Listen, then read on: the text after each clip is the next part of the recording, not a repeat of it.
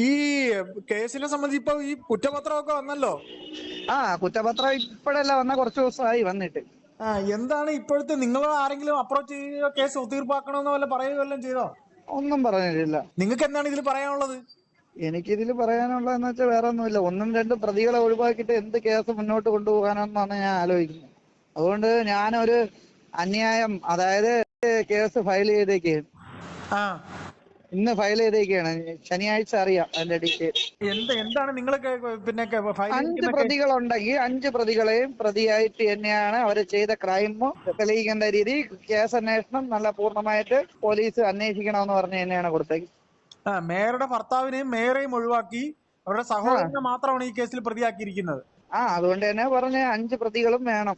മൊത്തം 5 പ്രതികളല്ലേ ഉണ്ടായിരുന്ന കേസിൽ. അതെ, നമ്മൾ കൊടുത്ത കേസിൽ 5 പ്രതികളുണ്ടെങ്കിൽ 5 പ്രതികളും പ്രതികളായിട്ട് പരിഗണിച്ച് കോടതിയിൽ കേസെടുക്കണം. കോടതി പറഞ്ഞ് കേസെടുപ്പിക്കും. അപ്പൊ ഇതില് നിങ്ങളുടെ തൊഴിൽ നിങ്ങൾക്ക് തിരിച്ചു കിട്ടാനുള്ള സാധ്യതയുണ്ടോ? അതെനിക്ക് അറിയത്തില്ല കേട്ടോ. ഇപ്പോഴത്തെ സിസ്റ്റം എനിക്ക് അറിഞ്ഞൂടെ തൊഴിൽ തിരിച്ചു കിട്ടുമോ എന്നുള്ളത്. അത് നീതി കിട്ടട്ടെ, പിന്നീടല്ലേ തൊഴിലിന്റെ. ഏതായാലും ഇങ്ങനെ ഇത്തരത്തിലൊരു കുറ്റപത്രം വരുമ്പോൾ ഇതില് വൺ സൈഡ് മാത്രമാണ് പോലീസ് ഇടപെട്ടിരിക്കുന്നതിന് പച്ചയായി വ്യക്തമാവുന്നുണ്ടല്ലേ? അത് തന്നെ, വൺ സൈഡ് മാത്രമാണെന്നുള്ള പച്ചയായിട്ട് വ്യക്തമാവുന്നുണ്ട്. വൺ സൈഡ് നോക്കിയിട്ടില്ലല്ലോ അവര്. വൺ സൈഡ് എന്ന് വെച്ചാൽ അവർക്ക് അനുകൂലമായിട്ട് നോക്കിയിട്ടുള്ളൂ. ന്യായമായിട്ട് കേസിന്റെ രീതിയിൽ അന്വേഷണം നടന്നിട്ടില്ല. അങ്ങനെ ആംഗ്യം കാണിക്കാൻ പറ്റും, കാണാൻ പറ്റുമെന്നല്ലേ പോലീസുകാർ റിപ്പോർട്ട് കൊടുത്തേക്കുന്നേ. അങ്ങനെ ഒരു സൈഡിൽ നിന്ന് ബാക്കിൽ നിന്ന് പറഞ്ഞ ബസ്, കാറ് ബാക്കിൽ നിന്ന് പറഞ്ഞ കാറിൽ എങ്ങനെ ആംഗ്യം കാണിച്ചാലും കാണാൻ പറ്റില്ലെന്നുള്ള എല്ലാവർക്കും അറിയാം. മരബുദ്ധിയായിട്ടുള്ള ബുദ്ധിയില്ലാത്തവന്മാർക്ക് പോലും അറിയാം. നിങ്ങൾ എന്തോ ആംഗ്യം കാണിച്ചു എന്നല്ലേ അവരുടെ പരാതി? ഈ ആംഗ്യം കാണിച്ചെങ്കിൽ പട്ടം തൊട്ട് ഈ മറ്റേ പാളയം വരെ ക്യാമറകളുണ്ടല്ലോ. എന്തുകൊണ്ട് ക്യാമറയിൽ ഒന്നും റെക്കോർഡ് ആയില്ലേ? പോലീസ് നിങ്ങളോട് ആദ്യം തുടക്കത്തിൽ നിങ്ങളോട് ചോദിച്ചല്ലാതെ പിന്നീട് എപ്പോഴെങ്കിലും അന്വേഷണത്തിന്റെ ഭാഗമായിട്ട് പിന്നെയും വേറെ ചോദ്യമൊക്കെ ഉണ്ടായോ? വേറെ ഇല്ലല്ല, എന്നെ ഈ സ്റ്റേഷന് മാറ്റിയല്ലോ, മ്യൂസിക് സ്റ്റേഷനിലോട്ട് ആക്കിയല്ലോ. അതിനുശേഷം മ്യൂസിക് സ്റ്റേഷനിൽ എന്നെ വിളിപ്പിക്കുകയോ എന്താണ് കേസിന്റെ കാര്യങ്ങളൊന്നും അന്വേഷിച്ചൊന്നുമില്ല. എന്നെ കണ്ടോൺമെന്റ് സ്റ്റേഷനിൽ മാത്രമേ ചോദ്യം ചെയ്തിട്ടുള്ളൂ, റിപ്പോർട്ട് എടുത്തിട്ടുള്ളൂ. ഇതിൽ നിങ്ങൾ ഡിപ്പാർട്ട്മെന്റ് എന്ത് നിലപാടാണ് എടുത്തിരിക്കുന്നത്? ഡിപ്പാർട്ട്മെന്റിൽ ഒരു നിലപാടും ഇല്ല.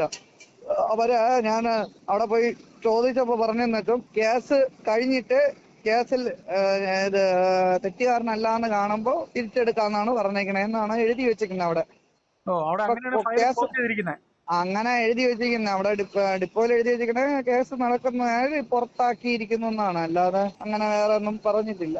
അപ്പൊ യദു കേസ് എങ്ങനെ വീണ്ടും ഫയൽ ചെയ്യുകയാണ്? ഞാൻ അടുത്ത കേസ് എന്ന് വെച്ചാൽ അടുത്ത പ്രൈവറ്റ് കേസ് ഫയൽ ചെയ്യാൻ. അതായത് നമ്മൾ പറഞ്ഞിട്ടല്ലേ കോടതി ആദ്യം കേസ് എടുത്തത്, ഓർമ്മയുണ്ടോ?